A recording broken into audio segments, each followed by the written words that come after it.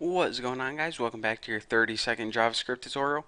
And in this tutorial, I'm going to be talking about the last array methods. Now, there are a couple more that I didn't cover, but these are the most basic ones, most well-known, and also the ones that you're going to be working with the most often. So if you want to learn all of them, then, I don't know, go on like the website for JavaScript arrays or something. But for now, I think this is all I need to cover. So in this tutorial, I'm going to be teaching you about the reverse, push, and sort methods. So before we get into that, we actually need an array.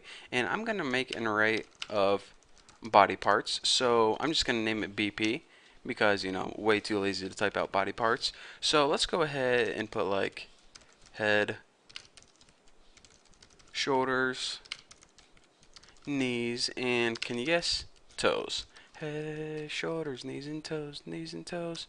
Anyways, so the first thing I'm going to be teaching about is called the reverse method. And what this does is you take your array and you reverse it. It doesn't take any parameters because you're just reversing it. So now our BP array is toes, knees, shoulders, and head, as opposed to head, shoulders, knees, and toes. So I'm not going to print it out because, trust me, it reversed it. Just believe me. So aside from that, the next method I want to show you guys is something called the push method. Now, the push method is kind of the opposite of pop. You know how pop took the last element and removed it from the end of your array? What the push method does is it adds element onto the end of your array.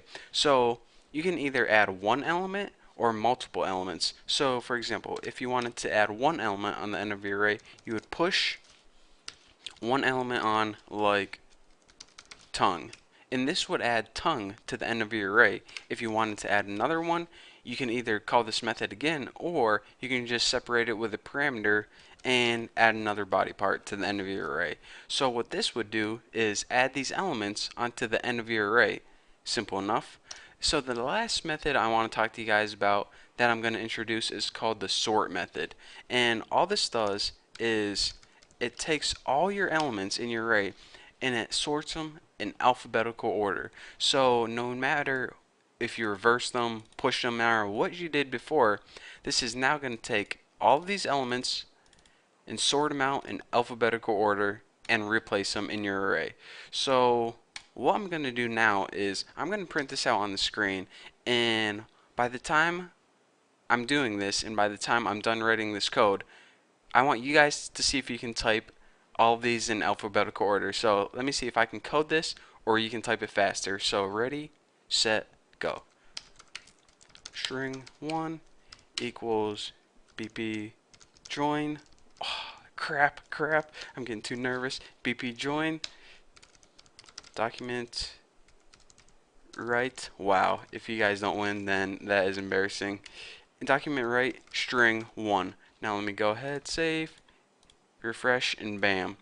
So I'm guessing that since I was incredibly slow, I think I took like 20 seconds, that is what you guys should have guessed. So if you can sort this manually faster than I can, then that's embarrassing.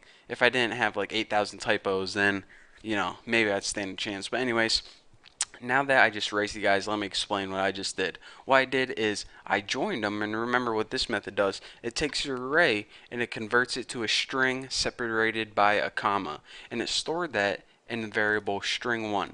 And then all I did is I wrote string1 on the screen. So that's how I got this. So basically, we reversed it, we pushed two elements on, and then it sorted it. So basically reversing it did nothing, but anyways, we did it anyways. So we basically added two elements into this array and we sorted it alphabetically, and as you can see, now this array is in alphabetical order: H, K, L, S, T, T. So that's alphabetical order. There you go. So that's all I have for you guys for different array methods. Like I said, there are more array methods, but I'm not going to be talking about all of them with you guys. So that's all I have for you guys for this tutorial. And next tutorial, we're probably going to be talking more about arrays, but I promise we're done with array methods for now. So thank you guys for watching. Don't forget to subscribe, and I'll see you in the next video.